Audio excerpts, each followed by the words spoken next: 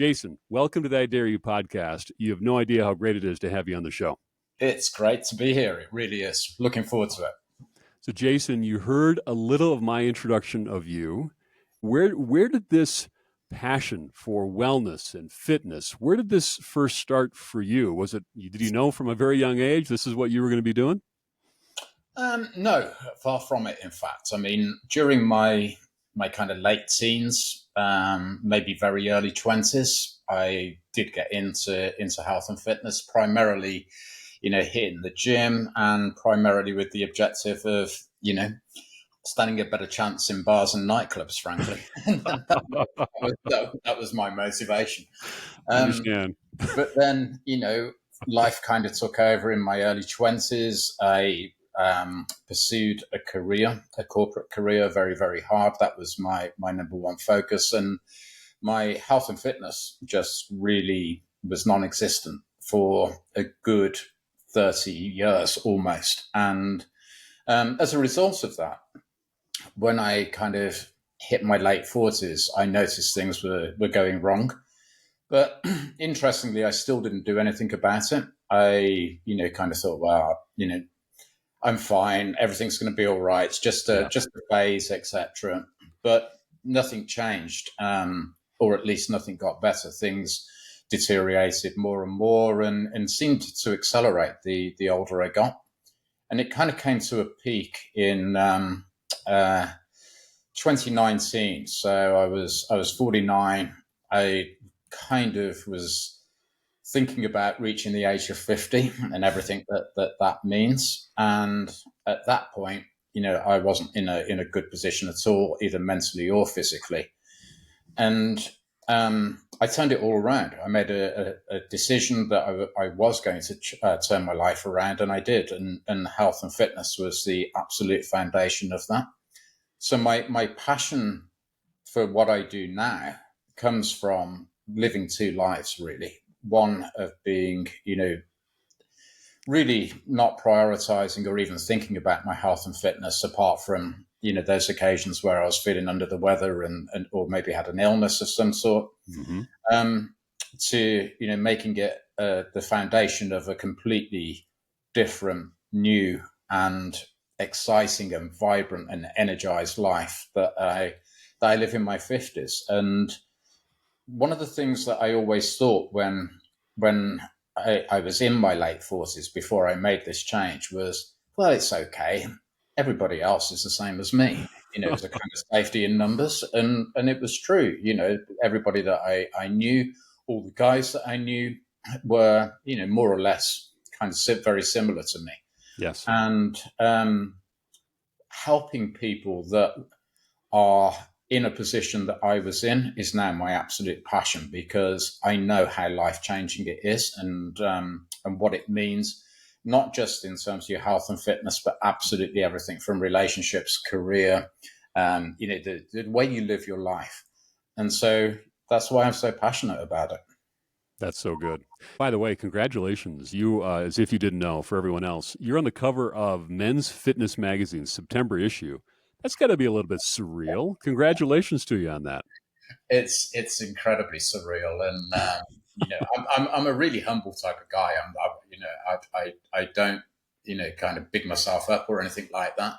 But when I was in my late teens, I did used to subscribe to Men's Fitness Magazine, and I used to read all the articles and the features, and I'd look at the cover and think it'd be great to be on the cover of this magazine. And so to be on it at the age of 55 feels very surreal. 35 years later. Unbelievable. Jason, one of the things that I train people on at a very high level, more from a business standpoint, none of us wake up and say, you know what? Yeah, 10 years from now, I'd like to gain weight, or I'd like to let my relationships suffer, or I'd like to go further into debt. I mean, no one has that as a goal, but yet it happens to so many people. One of the things that caught my attention about you, and you have such a global following, you talk about the midlife drift. And I'm in midlife, and that really resonated and caught my attention. Tell me more about the midlife drift. Well, it's almost encapsulated in what you said. Nobody plans to end up you know, being overweight with a dad bod, and having all kinds of pressures in life with wife or spouse, kids, parents who are aging, careers that are typically slowing down at this point. That isn't part of the plan at all. But I think the absence of having a plan or making conscious life decisions results in us just drifting along. We're just carried along the river by its currents, and we hit the rocks and we bounce off them occasionally. Sometimes we might crash a little bit harder, but we're just not in control, and it is just a drift. It's a kind of mundane mediocrity, and that's exactly how I lived. And because of where I was, and as I said, I didn't think I was much different to anybody else, and I know I wasn't. I do believe that lots of people feel that, and if I can offer an escape and a way out, then I'm going to give my absolute utmost in doing so. Yeah. Jason, you've been in the midlife drift. I know I certainly have, and I hope I'm escaping the midlife drift. That's what my goal is. But how do you, for the listener who is maybe in their 30s or 40s or midlife 50s, how do you know if you're in that midlife drift? You just kind of, it's just life feels monotonous. You just feel like there's no excitement in your life. You often feel like you don't have time for yourself, and that you're kind of running around doing things for everybody else. You kind of feel a little trapped as well, like there's no way out from this. And if you recognize any of those symptoms, then I'm afraid that means you are kind of in this midlife drift stage of life, and it is very, very common. And that makes it more difficult to recognize, as it did for me myself. The safety in numbers and feeling the same as everybody else. It's just, well, this is how life is, and you kind of accept it. But if you are able to recognize it, but more importantly, believe and recognize that there is a way out, and that you can find a way out and you can improve things, then there's a very, very good chance that you will. Yeah, that's good. I mean, that's a message a lot of people need to hear. Your Men's Health article, really a great article. I enjoyed it very much. You talked about, when they asked you about nutrition, you talked about the importance of abstaining from alcohol. And I was surprised by how it, in other things, you're a little more, 80%, do your best. But Yeah. alcohol, it felt like, okay, no, hard line, stop it. For me, absolutely. It's I was in a position, and again, like like anybody that I knew, that 8 p.m. would arrive and I would open a bottle of wine, as I was cooking my meal, or eating my meal and and digesting my meal afterwards, and it just became a daily routine for me. I wouldn't go as far as saying that I was an alcoholic, and when I spoke to my doctor about it, they said that I wasn't. So, I'll kind of accept that. But I was definitely reliant on it. I was definitely, it was my crutch, I suppose. It was the one bit that was just for me. I was Right. enjoying a nice bottle of wine. Typically a decent bottle of wine as well, and it was my way of kind of relaxing, and I suppose mentally escaping some of this midlife drift. Um, and it just became habitual, and as a result of that, it contributed to a deterioration in health. I was getting fatty liver. I was heading towards type 2 diabetes, and I recognized that if I wanted to change, and if I wanted the root of that change to be my health and fitness, then alcohol would have to go. So that's exactly what I did. I just decided that I was going to stop, and I haven't had a drink since. So, and I haven't missed it. That's a key point to make. It's not like, I say to people, it's not like I gave anything up. It's like I gained a lot as a result, Mhm. because with a mixture of that, getting into my health and fitness, improving my nutrition, the whole package has created a version of me which is unimaginable as the old version of me.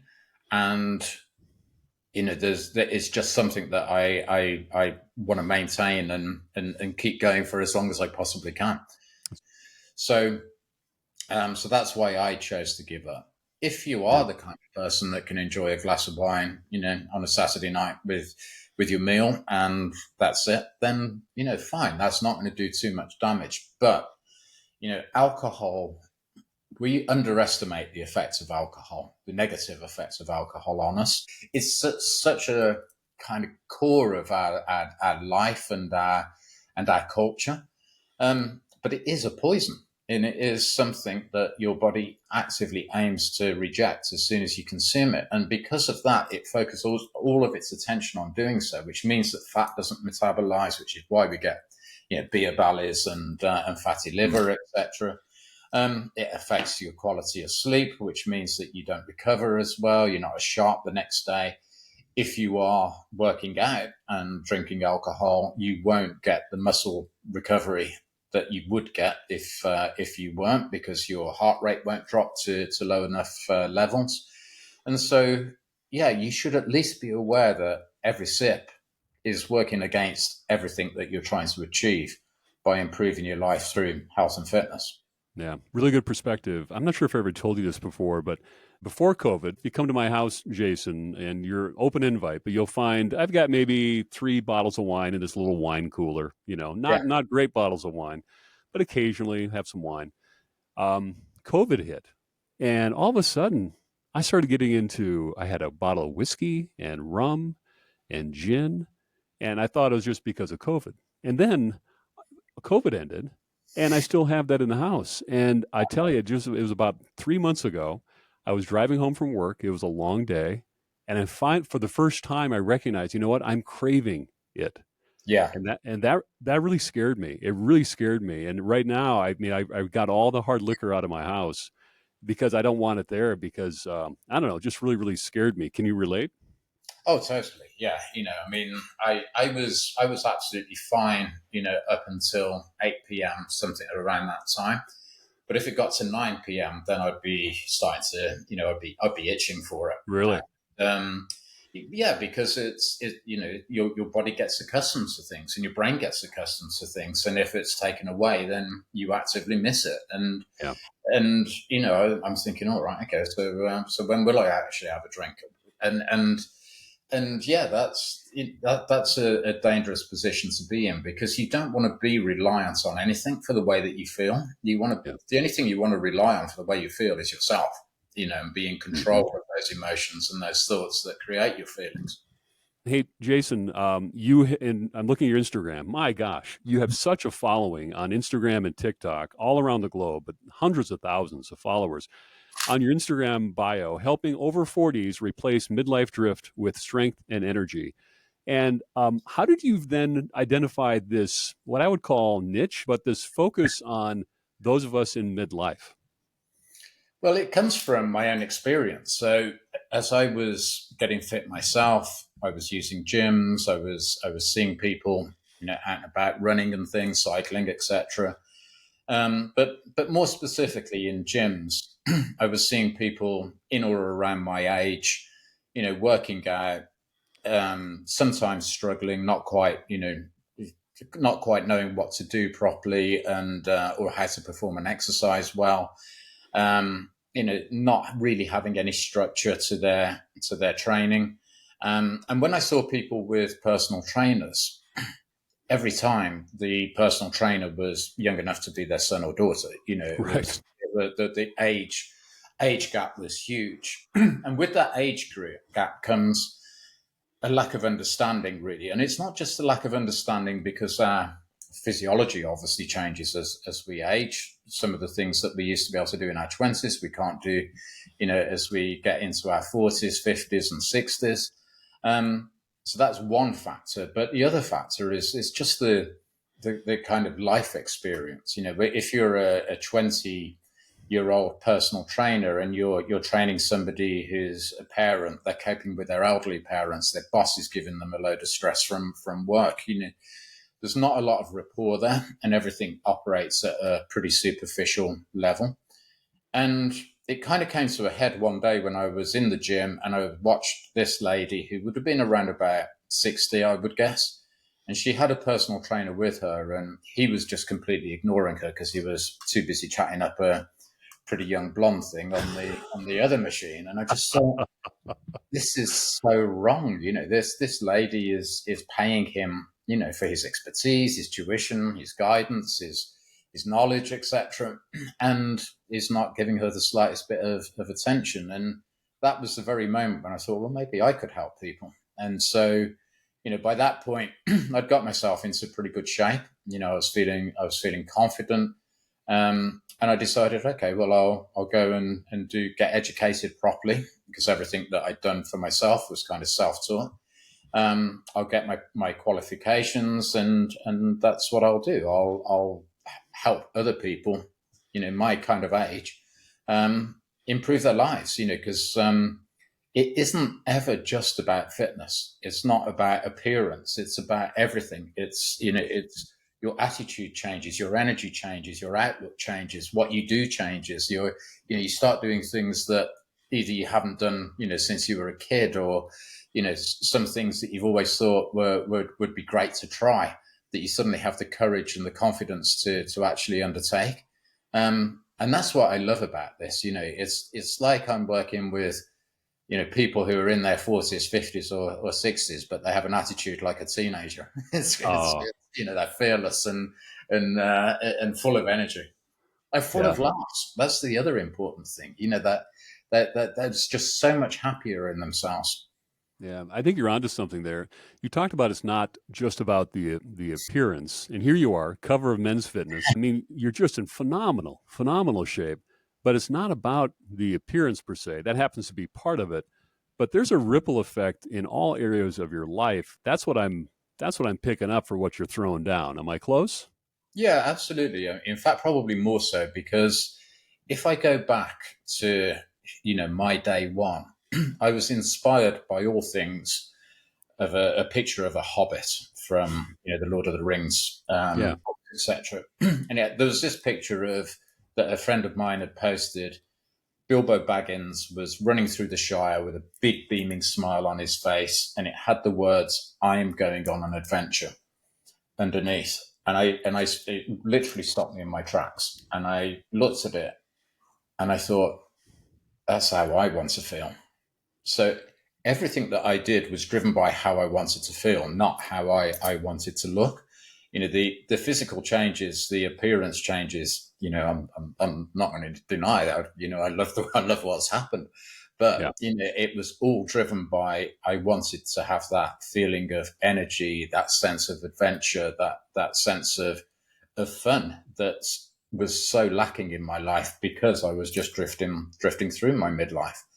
Um, but yeah, the great thing is that when you start doing all of these things for yourself, your appearance will change as well. It can't not. And you will look better. You will look healthier. You will look younger. You will look vibrant. But to go with all of that, you'll act all of those things as well, because mentally you've shifted. It's like you've had this big, huge weight lifted from your shoulders. And don't get me wrong, I've been through some in life after my transformation. After my transformation, I've lost both parents. I've had the kind of normal issues that midlife people have, but I have been so much stronger in facing all of those things because I am stronger mentally and physically and emotionally than I was before.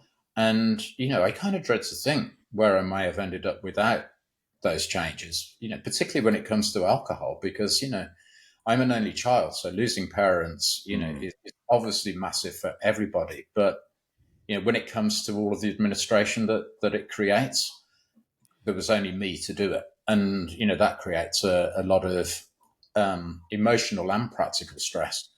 And I probably would have, really hit the drink if I was still drinking alcohol at that point, and perhaps ended up in a pretty bad position. And, Yeah. there's not a day goes by that I don't feel grateful for actually that day, that picture of the Hobbit, because, without that, who knows where I might have been. That's a really, really good perspective from someone in midlife. For me personally, I get more benefit from the mental health, even more so than the physical. I find that when I'm exercising, my mind is just really right. And when I'm not exercising, it's not anxiety, it's not depression, but I can tell you I'm not quite there. And Mm. when the exercise really, really does benefit me from a mental health standpoint. And for everyone listening, I'm a big fan of just saying exercise is just one thing that you might want to try and get into that. I'm not prescribing one thing, but any take on that, Jason? Yeah, I totally agree. I mean, I don't know why particularly, but it just seems to me that if I wanted to feel energized, then getting healthier and fitter would be the key solution to that. But there are other things as well. Absolutely, there are. Obviously, given what I do and given my experience, I would always recommend staying fit, getting Yeah. fit at this stage of life. Not least for what it can do now, but also because we're not getting any younger, and we do have to think about our future, and we have to think about, well, how independent are we going to be when we're in our late 70s, early 80s, etc. Because I certainly don't want to be a burden to my son. I don't want him to be having to kind of take care of me because I can't take care of myself, and the health system isn't able to support me either. Right. I want to be playing with my grandkids. He's only 16, so I got a long time to wait, but I want Yeah. to be Right. playing with my grandkids. I've heard you talk about that. I love that. Previous conversations with you, Jason, you brought up Atomic Habits and James Clear, and I'd like to ask you about the future self. When you think about the future self, the future Jason at 80, what does that look like? Tell me about who is that Jason at age 80? What are you doing? Well, I'm still having fun. I'm living life on my terms, not other people's. I'm independent. I'm happy. I still have energy. And relative to a stereotypical 80 something, I'll be very, very active. That's what I'm absolutely aiming for. So, and as part of that, I'm still living a very fulfilled life. I'm feeling good about myself, what I'm able to do. I'm enjoying life. I don't feel restricted in any way. Living without limits, Hmm. which is a term that I use a lot. And yeah, if my son is married and got kids at that point, then I'll be kicking a football around in the garden with them. I'll put that in American.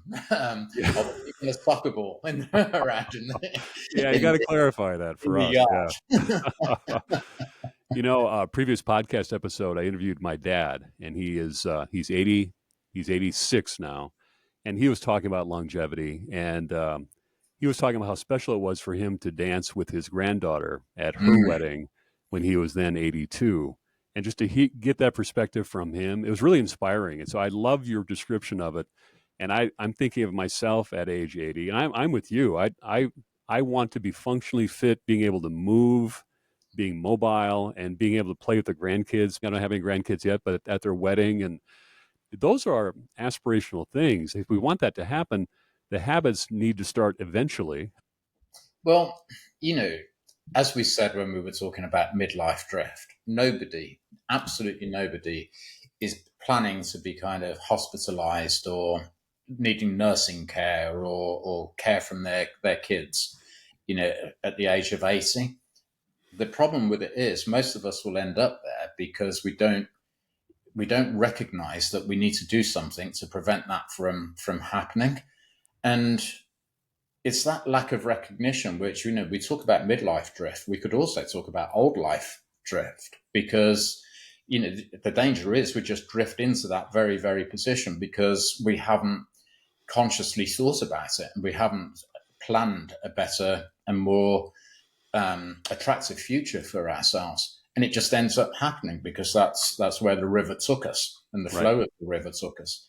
So, if more people can actively think, and I think this is happening, longevity is now a lot more, it gets a lot more coverage across the media, etc. And I think it's more well known than it certainly was 10 years ago. But if more people can think about it and actually think, well, hang on a second, that's exactly where I'm heading, unless I do Yeah. something about it. And if that provokes motivation for them to do something about it, then all the better. That's good. You're a great follow on Instagram. One of the ones that I'm actually I'll show you the screenshot of it. It's right there. Ah, yeah. And the quote, it really, again, I love it. It says, "Don't take your ability to exercise for granted. There are many who would love to do the things you don't want to." Talk Yes. about being grateful for the ability to move. What? Tell me this though. What's behind that particular post? You could post about anything. Why that one? Well, I think it's because a lot of people just, they're not consciously perhaps, but they just choose not to take advantage of these wonderful benefits that we have. And if you don't take advantage of it, then at some point it will be taken away from you. We have sarcopenia. It's proven scientifically that our muscles are wasting away, a rate of up to 2% every year once we're in midlife. And if our life consists of sitting around a desk, sitting in a car, and sitting on the sofa and lying in the bed primarily, Yeah. that's exactly what's happening to you. And so, unless you do something to actively fight against that, then you will lose the ability to exercise. And then, once you've lost the ability to exercise, then a lot of life's normal functions start to become difficult as well. Getting off the toilet is one of the best examples I can use, Yeah. because it takes a lot of glute, quad, and hamstring muscle to get off the toilet Yeah. unaided without handles or somebody helping you. And if you find yourself in a position, today, where anytime you get off a chair, you're putting your hands on handles and using your shoulders and your arms to aid that lift, I would suggest you should think about being able to stand up without that additional support, just by doing some squats whilst you're waiting for the kettle to boil. That would be a really good start. Yeah. Yeah. By the way, and again, in my interaction with you, I've heard you talk about an acronym called NEAT, NEAT, non-exercise activity thermogenesis. Mm. You brought up just those squats and things, but what is that, and how could that fit into our lives? It's just simple things. It's like parking the car further away from the grocery store door. It's like when you bring your trolley out. You have trolleys in the US, I presume, We that you do. put your goods in, yeah. We And do. Carts. don't wheel the trolley all the way. Cars, don't wheel the car all the way to the automobile. Yeah. Leave the cart at the door, take the bags out, and carry them. That exercise is actually called a farmer's carry. It's a really good kind of strength exercise. When you're going up a level in a store, don't take the escalator or the elevator. Take the stairs. Hmm. Just use yourself rather than a piece of mechanism to propel you. You get off the subway, stop early, and walk a little bit longer than you ordinarily would to the office door. All of these little things just add up. Even one of the things that I do is I have a little alarm on my watch, where if I've been sitting down for an hour, or close to an hour, after 50 minutes, I'll get a little alert to say, get up. and That's and I good. will. I'll just get up and I'll walk around a bit. Even that makes a big difference. So, using the NEAT principle is all about incorporating exercise into the normality of your daily life. It's not going to the gym. It's not going on a planned and specific run or cycle ride or swim or anything like that.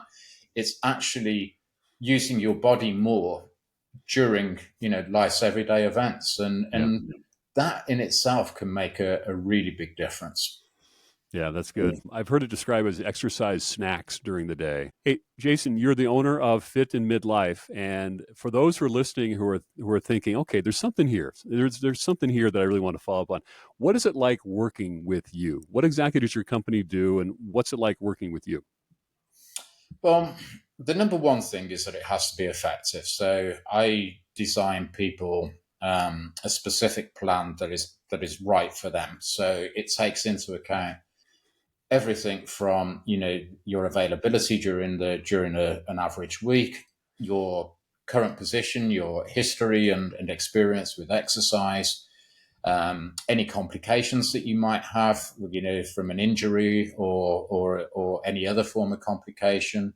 Um, I plan all of your nutrition for you so that, and again, taking into account your likes and dislikes, taking into account any allergies, etc., and giving you a holistic plan that will help you achieve your goals, which is typically, to lose weight, shape up, gain energy, gain some muscle mass, and have a strengthened position going into future years. And then on top of that, you get me coaching you, which I'll leave that open to other people's other people's view. But I like to think that I'm encouraging. I'm tough when I need to be. So if somebody is, frankly not doing what they should be doing, then Mhm. doing my absolute utmost through carrot and stick to get them back on track. Um, but most of all, just encouraging, motivating, and making sure that the program that I'm giving each person remains right as they progress through their journey. Because what's right on day one is going to be very different to what's right on, day 60. So Right. it's, the plan kind of matures and develops as you strengthen and develop the and that's really what I'm all about. So there's also the outside areas. So this is how things kind of impinge on your kind of broader life. So I'll be encouraging people to think about, you know, maybe you did, I don't know, kite surfing as a teen. Oh, what's stopping you from giving that a go now? Oh, I Well, love that. you've got your core strength back. You've got your glutes strong. You've got strong upper body. You should be feeling confident to give that a go. And there's I've got loads of examples. There's one specific guy who I work with. He's 65 now, and the things he does as a 65-year-old. Sea kayaking and hiking up these ridiculous mountains and Love it. doing all of these things. And the loveliest part about it is that he's really enhanced the bond with his daughter, who Mm. he obviously is the apple of his eye, as most dad daughter relationships are. Um, but they're able to go and do all of these things together now. And they when they do get together, she lives in France, so in a different country, different time zone. Um, but when they do get together, they're doing they're having these wonderful adventures together, and That's great. and that is just such a lovely experience. He's 65, she's 30 something, and they're having a great time, and that for me is the biggest thing. And so helping and encouraging people to try these things, so they might still be a little reluctant to, Hmm. because mentally they've got some hang-ups about it, Sure. but just give it a go. It's great to see where that can lead. Gosh, do I love that. For those that do not have grown kids yet, here's the best thing in life is having kids. But even better is when they are adults and you're actually doing fun activities with them and they actually want to do things with you. Mm. So, Jason, I have three grown kids, and we try to do Spartan races together, and it's the most fun thing because for those 3 hours, you're just out there being active, no phones, and you actually end up while you're running, you actually end up talking about things Yeah, you would never talk about unless you're being active on that. And I'm sure you see that all the time with your clients. absolutely. It's and particularly, I work with people typically between the ages of 45 and about 70, and seeing that new lease of life in all of those clients, but especially those that are, at the higher end of that scale. Yeah. It's just so lovely to see that and to hear their experiences and what it means to them. It's great. Well, it's clear you're on a mission. I can see it in your eyes and listen to the way you talk about it. That's really cool. Hey, Jason, what's the best way to follow you, get involved with what you're doing? Where should we go? Well, you can find me on social media. My across all of the main social media is Fit in Midlife, all one word. Fitinmidlife.com will give you more information about my specifics of the coaching. And look out for me in magazines like Men's Fitness as well. Yeah, look for it. It's a fantastic article. Hey, Jason, I'm going to ask for your I Dare You challenge just a moment. Before that, though, last question. I'm listening to this. I've been drifting, and so it's too late for me. That's really what many may be thinking. What would you say to that person who's driving in their car to work and thinking, yeah, it's good for everyone else, but it's too late? In a word, bollocks. Sorry, but look, I started working with people when they were at the ages like 62, 63, 66, and it is never too late. It's never too late to make a big difference and to improve, as I say, not just your health and fitness, but every aspect of your life. Obviously, what you do and how you do it has to be right and reflective of somebody in that life stage, and plus any personal things that need to be also taken into account on top of that. But it's never too late. It's if you're saying that, it's an excuse, not a reason. And I would really, really encourage you to think about you, your present, and perhaps more importantly, your future, and just find the motivation to at least give it a go. If it doesn't work for you, fine. At least you've tried.